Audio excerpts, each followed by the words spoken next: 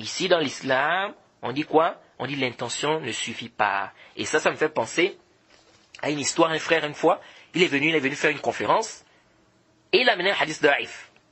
Oh, la langue du paradis, où le prophète a dit non. On dit que le prophète a dit, Allah m'a fait aimer la langue arabe pour 3 choses. Parmi ça, c'est que la langue arabe, c'est la langue du paradis. Et vous avez déjà entendu ce hadith. Ça, c'est un hadith da'if. Alors, il y a une fois qu'il s'est levé, il a dit, mais, Cheikh, le hadith, ça, c'est un hadith da'if. Vous connaissez ce qu'il a dit? Que la langue du paradis, le hadith qui dit que la langue du paradis, ce sera la langue arabe. Il dit, je sais que c'est da'if, mais j'ai dit ça, c'est pour encourager les gens à apprendre la langue arabe. Bi, ça m'a occulte. Quelle mauvaise parole. Tu veux encourager les gens avec quoi? Le mensonge sur le prophète? Regardez-moi les gens comme ça. Vous voyez comment les gens sont? Le prophète Mohammed sallallahu alayhi wa sallam dit dans un hadith mutawatir, à connotation notoire, le hadith est dans le Sahihain, et dans bien d'autres livres, des sunan, etc., أن النبي صلى الله عليه وسلم قال من كذب علي متعمدا فليتبوأ مقعده من النار. Il dit celui qui ment sur moi délibérément qu'il ne peut pas sa place en enfer. Hadith est clair. Jusqu'à ce que le cheikh Mohammed ibn Hadi, Hafizahullah, lorsqu'il nous enseignait, il faisait Sunan Abi Daoud, il expliquait ce hadith. Il dit le mensonge sur le prophète, c'est grave. Il dit c'est plus grave que de mentir sur quelqu'un, c'est-à-dire qui n'est pas le prophète.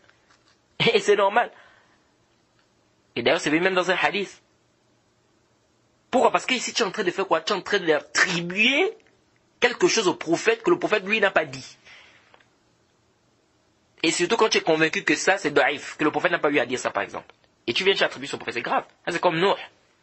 Nuh qui disait, il est en train d'inventer des hadiths sur le prophète. Celui qui lit la sourate Baqara, il aura telle récompense. Celui qui lit telle sourate, il va entrer au paradis. Celui qui fait cette journée, on a dit, mais il y a Nuh. Tu es en train de mentir sur le prophète. Vous savez ce qu'il a dit? Il dit non. Il dit, la akzib alayhi walakinni akzib lahu. Il dit, je ne mens pas sur le prophète, mais je mens pour le prophète. Regardez ça. Donc la bonne intention, des fois, ça ne suffit pas. Tu peux avoir une bonne intention, tu vas encourager les gens, mais encourage les gens avec ce qui vient dans le din. Encourage les gens avec le haqq. N'encourage pas les gens dans le batil, dans le faux. Le hadith c'est da'if, c'est da'if. Tu vas pas prendre un hadith qui est da'if pour dire aux gens que non, tu viens encourager les gens avec ça. Jade. Et même les savants, il faut faire attention ici, et même les savants qui ont dit qu'on peut utiliser des hadiths da'if dans les actes méritoires, c'est fadal al-a'mal, ils te mettent des shuruts. Que beaucoup de gens qui viennent avec cette position-là, ils ne connaissent même pas, même une seule condition, ils ne connaissent pas. Ils te mettent des shuruts. Mais tu ne respectes même pas les shuruts là, tu viens chez non. Et tu vois des gens, il amène un hadith qui est makzoub, c'est-à-dire un hadith mawdou', faux. Parce que les hadiths da'if ont des degrés. Tu lui dis, le hadith là, c'est un hadith mawdou'. Il te dit, yajuz al-amal bi hadith da'if et fadal al-a'mal. Il dit, mais les savants ont permis qu'on travaille avec les hadiths da'if dans les actes méritoires. Je te dis que le hadith est mawdou'.